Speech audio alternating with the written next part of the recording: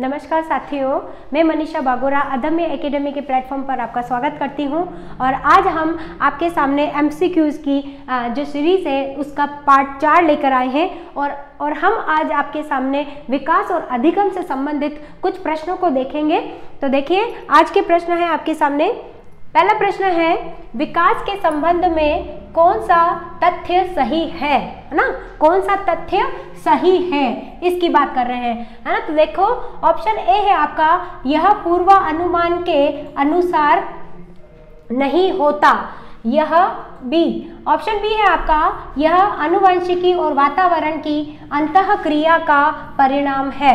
Option C, सभी व्यक्ति समान दर से विकास करते हैं। और ऑप्शन डी है आपका, विकास विशिष्ट से सामान्य की ओर होता है। हम सही तथ्य को देख रहे हैं, है ना। कभी कभी क्वेश्चन में आते हैं कि सही तथ्य नहीं है और कभी आता है सही तथ्य है। तो अभी हम यहाँ पर कौन सा सही तथ्य है उसके बारे में पढ़ेंगे। देखिए, विकास जो है पूर्वानुमान के अनुसार नहीं होता, ये तो गलत हो गया, है ना। फिर देखिए, सभी व्यक्ति समान दर से विकास करते हैं, ये भी गलत है, क्योंकि व्यक्तिक विभिन्नता पाई जाती है, तो उनमें जो है विभिन्नता, उनके विकास में भी विभिन्नता पाई जाती है। ऑप्शन डी है, विकास विशिष्ट से सामान्य की ओर होता है, नहीं, ये भी आपका गलत है। इसका मतलब आपका सही आंसर यहाँ पर है ऑप्शन बी, वह है यह आनुवंशिकी और वातावरण की अंतःक्रिया का परिणाम है। बिल्कुल, विकास जो है आनुवंशिकी और वातावरण के साथ जो अंतःक्रिया करते हैं उसका परिणाम या फल कहा जाता है। नेक्स्ट क्वेश्चन देखते हैं, संज्ञानात्मक विकास और संवेगात्मक विकास, किसकी बात कर रहे हैं? संज्ञानात्मक, सामाजिक और संवेगिक विकास की बात कर रहे हैं कि क्षेत्र में निम्न में से कौन सी प्रक्रिया से विकसित होते हैं, है ना। विकास के क्षेत्र में क्या कह रहे हैं? संज्ञानात्मक, सामाजिक और संवेगात्मक विकास के क्षेत्र निम्न में से कौन सी प्रक्रिया से विकसित होते हैं। यानी कि ऑप्शन में देखिए, पृथकता से, ऑप्शन बी है आंशिकता से, ऑप्शन सी है आपका यादृच्छिकता से, और ऑप्शन डी है समग्रता और संपूर्णता से, है ना। तो इसमें जो है ये तीनों जो विकास है, जो विकास के क्षेत्र है, वह कौन सी प्रक्रिया के द्वारा विकसित हो रहे हैं, ये पूछा गया है। और आपका आंसर होगा ऑप्शन डी। आंसर क्या होगा आपका? ऑप्शन डी, यानी समग्रता और संपूर्णता से जो है इस प्रक्रिया से, समग्रता और संपूर्णता की प्रक्रिया से संज्ञानात्मक, सामाजिक और संवेगात्मक विकास के क्षेत्र विकसित होते हैं। ठीक है। ऑप्शन क्वेश्चन 3 देखिए, क्या कह रहा है? निम्नलिखित में से कौन सी विशेषता विकास से संबंधित नहीं है, ये ध्यान रखना है आपको, है ना। जैसे कि पहले हमने पहले वाले क्वेश्चन में देखा था कि कौन सा कथन सही है। अब यहाँ पर कह रहे हैं कि विकास की विशेषता विकास की कौन सी नहीं है के बारे में देखिए। ऑप्शन है आपका ए में है, विकास एक सतत प्रक्रिया है, बिल्कुल सही। सेकेंड ऑप्शन है आपका, विकास अंतःक्रिया का परिणाम है, अभी हमने देखा है ना। विकास के विभिन्न पक्ष एक दूसरे पर निर्भर नहीं करते हैं। और ऑप्शन डी है आपका, विकास सामान्य से विशिष्ट की ओर अग्रसर होता है ना। तो ऑप्शन जो आपका सी है वह राइट है, यानी कि ये विशेषता नहीं है, बल्कि विशेषता क्या है कि विभिन्न पक्ष एक दूसरे पर निर्भर करते हैं। यहाँ पर लिखा है नहीं, इसलिए ये क्या हो गया है आपका? सही हो गया है इसके क्वेश्चन के अनुसार। कौन सी विकास की विशेषता नहीं है। नेक्स्ट क्वेश्चन देखिए, निम्नलिखित में से कौन सा कथन विकास और अधिगम के बीच के संबंध को सही बताता है ना। क्या कह रहा है? कौन सा कथन विकास और अधिगम के बीच के संबंध को सही बताता है ना, आपको ये देखना है। तो ऑप्शन ए है आपका, विकास और अधिगम संबंधित नहीं है। ऑप्शन बी है, विकास और अधिगम अंतः संबंधित और अंतः निर्भर होते हैं। ऑप्शन सी है, अधिगम विकास का ध्यान किए बिना घटित होता है और अधिगम की दर विकास की दर से काफ़ी अधिक होती है ना। चारों ऑप्शन देख लीजिए, सही बताना है। तो इसमें आपका बी बिल्कुल सही है। क्या है कि विकास और अधिगम, है ना, अंतः संबंधित है, यानी कि एक दूसरे से संबंधित है, और अंतः निर्भर है और एक दूसरे पर निर्भर करते हैं, है ना। यहाँ पर कह रहा है कि अधिगम, ऑप्शन सी में देखिए, अधिगम विकास का ध्यान किए बिना नहीं, है ना, अधिगम जो है विकास का ध्यान किए बिना घटित नहीं हो सकता, यानी कि ऐसा नहीं है कि अधिगम जो है बिना विकास के ही घटित हो जाए, ये भी नहीं होगा। तो ऑप्शन हमने बता दिया है आपको सही, बी। नेक्स्ट देखते हैं, नेक्स्ट क्वेश्चन है, विकास किन क्रियाओं की ओर संपन्न होता है ना, यानी कि विकास कैसे चलता है, किस प्रकार अग्रसित होता है, ये देखना है। तो आपके ऑप्शन ए में है सामान्य से विशिष्ट की ओर, ऑप्शन बी है विशिष्ट से सामान्य की ओर, ऑप्शन सी है विशिष्ट से विशिष्ट की ओर, और उपरोक्त में से कोई नहीं। ये तो निकल गया, विशिष्ट से विशिष्ट की ओर भी नहीं है। इन दोनों में से देखना है कि आपको विकास किस प्रकार से संपन्न होता है। तो आपका ऑप्शन ए सही है, यानी विकास जो है सामान्य से विशिष्ट की ओर अग्रसर होता है।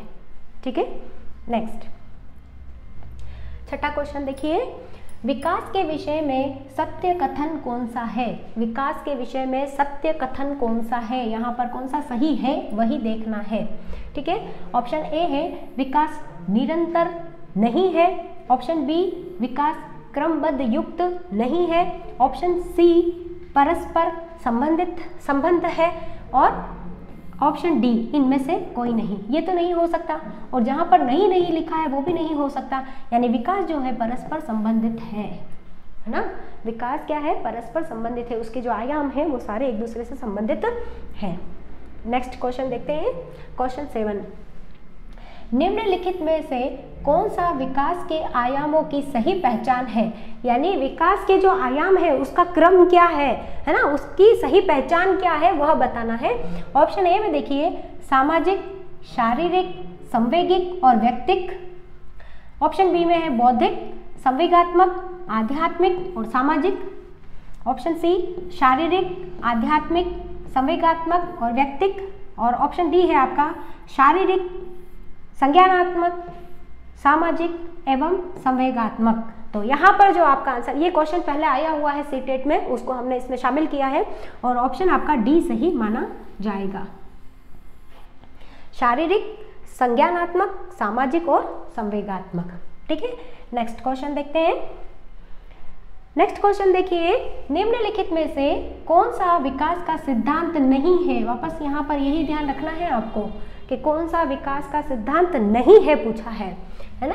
नंबर 1 है आपका अनुकूलित प्रत्यावर्तन का सिद्धांत, नंबर 2 निरंतर विकास का सिद्धांत, 3 परस्पर संबंध का सिद्धांत, नंबर 4 समान प्रतिमान का सिद्धांत, है ना। तो हमने जो विकास के सिद्धांत पढ़े हैं उन्हीं में से क्वेश्चन हम आपको दे रहे हैं। तो देखिए, सब आंसर आपका होगा नंबर ए, है ना, नंबर 1 वाला, यानी ऑप्शन ए में क्या कह रहे हैं, अनुकूलित प्रत्यावर्तन का जो सिद्धांत है वह विकास का सिद्धांत नहीं है, और बाकी जो ये जा रहे तीनों ही हैं वो सारे के सारे हैं, यानी निरंतर विकास का सिद्धांत है, परस्पर संबंध का सिद्धांत है और समान प्रतिमान का सिद्धांत है।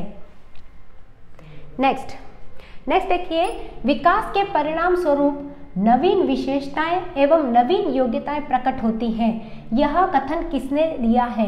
विकास के परिणाम स्वरूप, यानी कि विकास जब होता है उसके फल स्वरूप, यानी उसका फल हमें क्या मिलता है, उससे नवीन विशेषताएं और नवीन योग्यताएं प्रकट होती है, यह किसने कहा है। ऑप्शन ए में है गैसेल, ऑप्शन बी में है मेरेडिथ, ऑप्शन सी में है हर्लोक और ऑप्शन डी में है डगलस, है ना। तो आपका होगा ऑप्शन सी राइट।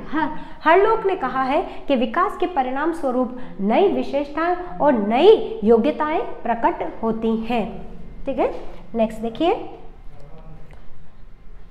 विकास का सिरह पदानुमुख दिशा सिद्धांत, है ना, इंपॉर्टेंट है ये आपके लिए। सिरह पदानुमुख दिशा सिद्धांत व्याख्या करता है कि विकास किस प्रकार आगे बढ़ता है, यह सिद्धांत कैसे क्या बताता है कि विकास कैसे बढ़ता है। ऑप्शन में देखिए, भिन्न से एकीकृत कार्यों की ओर, ऑप्शन ए है सिर से पैर की ओर, ऑप्शन बी है विशिष्ट से सामान्य की ओर, और ऑप्शन सी है आपका केंद्र से सिरों की ओर, है ना, केंद्र से सिरों की ओर। देखो, ऑप्शन यहाँ पर जो सही आंसर होगा, क्या कह रहा है, सिरह पदाभिमुख, यानी सिर से पैर की ओर, है ना। ऑप्शन बी आपका बिल्कुल सही है। ऑप्शन क्या कह रहा है, बी, सिर से पैर की ओर, है ना। यानी कि सिरह पदाभिमुख दिशा का जो सिद्धांत है वह सिर से पैर की ओर का विकास बताता है। नेक्स्ट देखते हैं। नेक्स्ट देखिए, विकास का नैतिक निकट दूर दिशा सिद्धांत व्याख्या करता है कि, पहले हमने अभी जस्ट जो है हमने क्या पढ़ा है, सिरह पदाभिमुख, और ये है निकट दूर दिशा का सिद्धांत व्याख्या करता है कि विकास किस प्रकार आगे बढ़ता है। दोनों ही इंपॉर्टेंट है, ठीक है। नंबर 1 है आपका, यानी कि ऑप्शन ए में है आपका सिर से पैर की ओर, ऑप्शन बी में है विशिष्ट से सामान्य की ओर, ऑप्शन सी है केंद्र से सिरों की ओर, और ऑप्शन डी में है उपरोक्त में से कोई नहीं। ये तो नहीं होगा, है ना। और पहले हम पढ़ चुके हैं सिर से पैर की ओर, तो सिरह पदाभिमुख, सिरह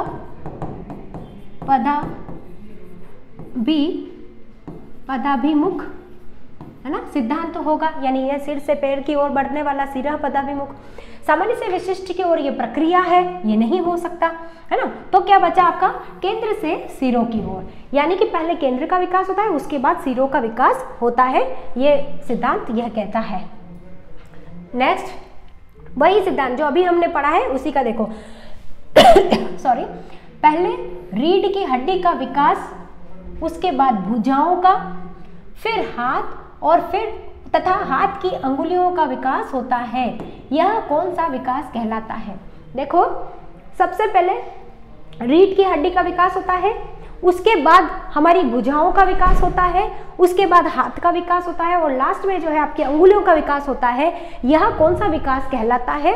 देखिए, सिरह पदाभिमुख विकास जो सिर से पैर की ओर होता है, समीप दूराभिमुख मुख का विकास, और तीसरा उपरोक्त दोनों और उपरोक्त में से कोई नहीं। देखो, ये ऑप्शन तो आपके पहले ही कर चुके हैं और हमने इसको पहले ही जान लिया है कि सिरह पदाभिमुख सिद्धांत जो है सिर से पैर की ओर होता है। तो बचा क्या आपका, ऑप्शन बी बिल्कुल सही है। इसमें क्या है, समीप दूराभिमुख सिद्धांत, यानी वही निकट दूर का जो सिद्धांत है उसको समीप दूराभिमुख सिद्धांत भी कहते हैं, ठीक है।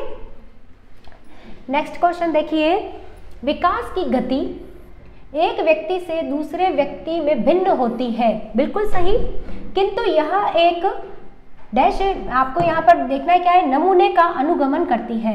यानी विकास जो है एक व्यक्ति से दूसरे व्यक्ति में भिन्न होता है। क्यों, क्योंकि व्यक्तिक विभिन्नता को जो है व्यक्तिक विभिन्नता का सिद्धांत माना जाता है विकास में।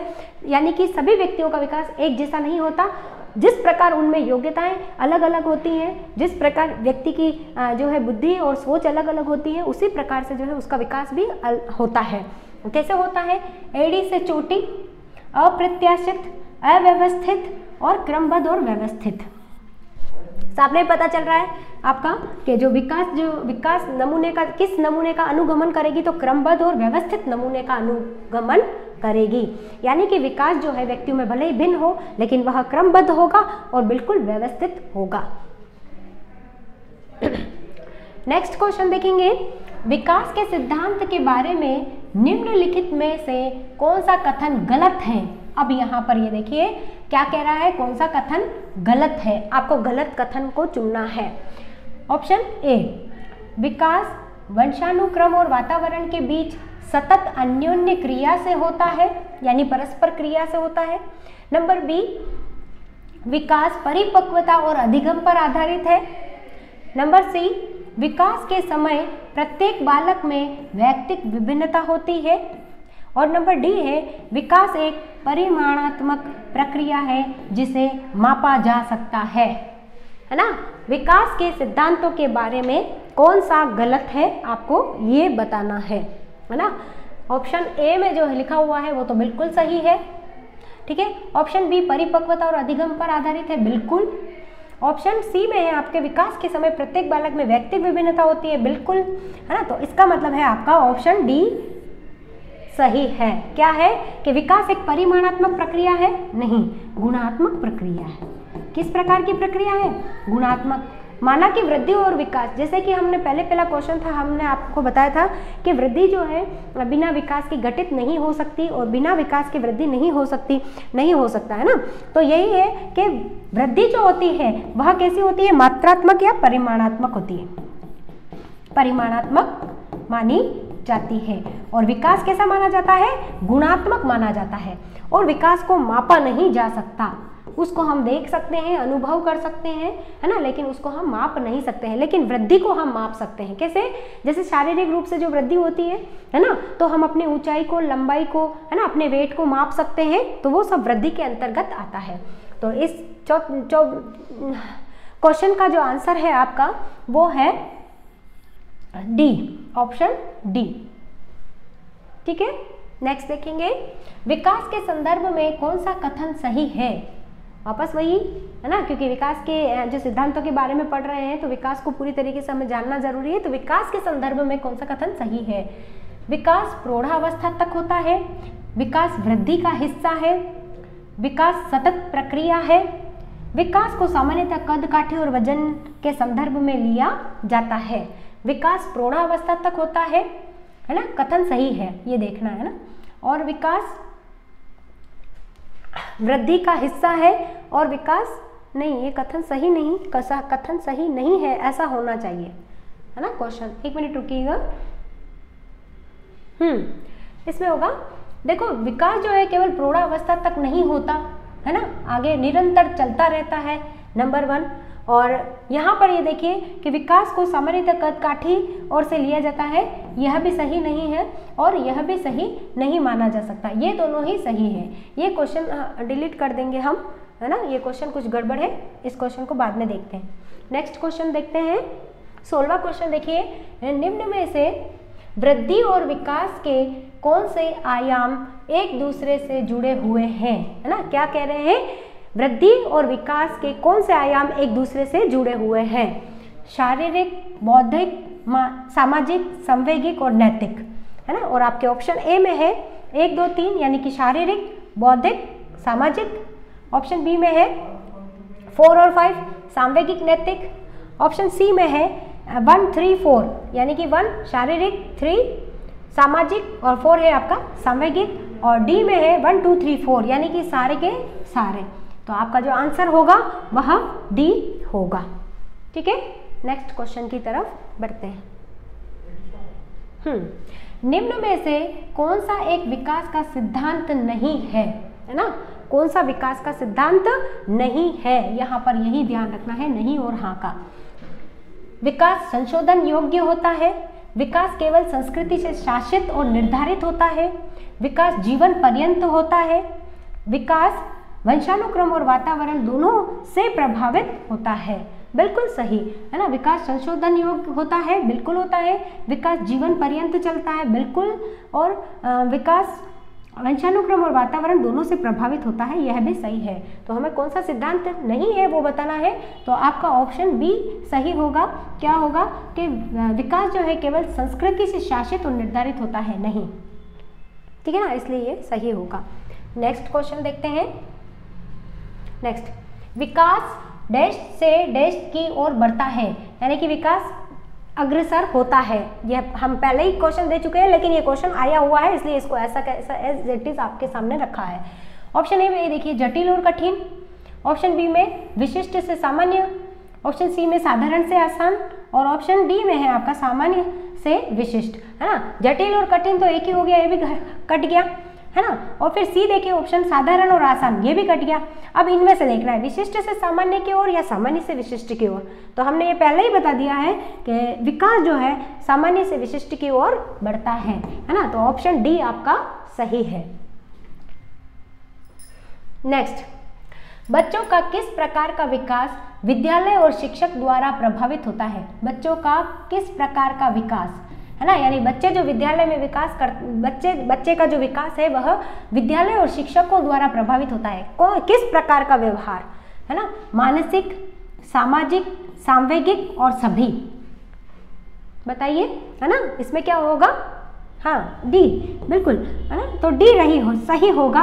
क्या होगा कि भाई बच्चे का जो मानसिक विकास है वह भी विद्यालय और शिक्षक द्वारा प्रभावित होगा, बच्चे का सामाजिक विकास भी विद्यालय और शिक्षक द्वारा प्रभावित होगा, और बच्चे का संवेगात्मक विकास भी शिक्षक और विद्यालय द्वारा प्रभावित होगा। तो ऑप्शन होगा आपका डी।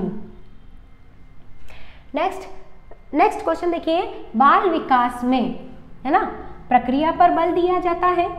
ऑप्शन बी में देखिए, वातावरण और अनुभवों की भूमिका पर बल दिया जाता है, गर्भावस्था से किशोरावस्था तक का अध्ययन होता है ना, और उपरोक्त सभी। लास्ट ऑप्शन आपका ये है, यानी कि बाल विकास में ये सारी चीजें की जाती हैं या नहीं, ये ध्यान रखना है। तो प्रक्रिया पर बल दिया जाता है, बिल्कुल सही है। वातावरण और अनुभव की भूमिका पर भी बल दिया जाता है, बिल्कुल सही। और आपका है गर्भावस्था से किशोरावस्था तक का अध्ययन किया जाता है, ये भी सही।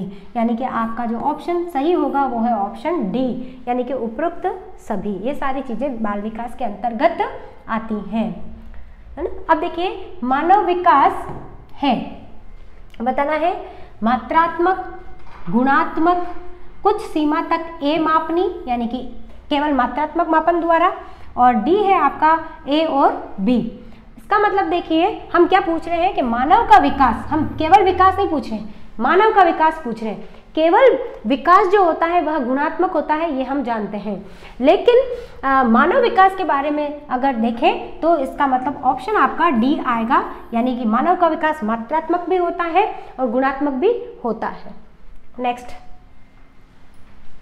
क्वेश्चन नंबर 22 देखेंगे, विकास की दृष्टि से सही क्रम है, यानी कि विकास की दृष्टि से कौन सा क्रम सही है वो देखना है। ऑप्शन ए में है आत्मीकरण, समायोजन, अनुकूलन। ऑप्शन बी समायोजन, आत्मीकरण, अनुकूलन। ऑप्शन सी अनुकूलन, समायोजन, आत्मीकरण। ऑप्शन डी अनुकूलन, आत्मीकरण, समायोजन, है ना। कौन सा सही क्रम है ना, तो इसमें से आपका आंसर होगा ए, यानी आत्मीकरण फर्स्ट, सेकंड समायोजन और थर्ड आपका अनुकूलन। आत्मीकरण होगा, समायोजन होगा और अनुकूलन होगा। नेक्स्ट क्वेश्चन देखिए, विकास का वही संबंध परिपक्वता से है जो उद्दीपन का है। क्या आएगा यहाँ पर, उद्दीपन का संबंध किससे है वो बताना। ये भी क्वेश्चन आया हुआ है और ये भी एज इट इज ऐसा कैसा आपके सामने रखा गया है। ऑप्शन ए परिवर्तन, ऑप्शन बी प्रतिक्रिया, ऑप्शन सी प्रयास और ऑप्शन डी है परिणाम, है ना। बताइए क्या होगा इसका ऑप्शन। जी हाँ, वेरी गुड, है ना। तो आपका ऑप्शन होगा बी, यानी कि प्रतिक्रिया, है ना। जो विकास का संबंध परिपक्वता से है वही उद्दीपन का प्रतिक्रिया से होगा, ठीक है, ये इसका आंसर होगा। नेक्स्ट क्वेश्चन देखिए, निम्नलिखित में से विकास का एक सामान्य नियम नहीं है। वापस यही बात ध्यान रखनी है हमें, है की और नहीं की, यही ध्यान रखेंगे। ऑप्शन ए में देखिए, व्यक्ति विभिन्न दर से विकसित होते हैं, बिल्कुल। विकास तुलनात्मक रूप से क्रमबद्ध होता है, विकास धीरे धीरे होता है, विकास एक निश्चित उम्र के बाद रुक जाता है ना। सामने पता चल रहा है आपको, इजी क्वेश्चन है। विकास ऑप्शन डी आपका सही है। क्या है, विकास एक निश्चित उम्र के बाद रुक जाता है। नहीं, विकास तो एक सतत प्रक्रिया है, विकास जो है चलता ही रहता है। विकास का और उम्र का कोई यहाँ पर मेल नहीं कर रहे हैं, ठीक है। नेक्स्ट लास्ट क्वेश्चन है आज की स्लाइड का हमारा, और विकास कैसा परिवर्तन है। देखो, मानव विकास जो प्रश्न आया था वो, और विकास कैसा परिवर्तन है ये देखना है आपको। नंबर ए में है गुणात्मक, डी में है रचनात्मक, सी में है नकारात्मक और डी में है गणनात्मक। नकारात्मक तो हो ही नहीं सकता, गणनात्मक यानी गिनना ये भी नहीं हो सकता, रचनात्मक भी नहीं हो सकता। तो आपका विकास कैसा है, गुणात्मक परिवर्तन माना जाता है, ठीक है। नेक्स्ट, आज की क्लास हमारी ख़त्म हो चुकी है और आशा करती हूँ आपको हमारे क्वेश्चन आंसर की जो सीरीज़ है वो पसंद आ रही होगी। इसके अलावा अगर आप और किसी टॉपिक पर चाहते हैं कि क्वेश्चन आंसर हमें मिले तो प्लीज़ आप ज़रूर हमें मैसेज कीजिएगा। एंड धन्यवाद।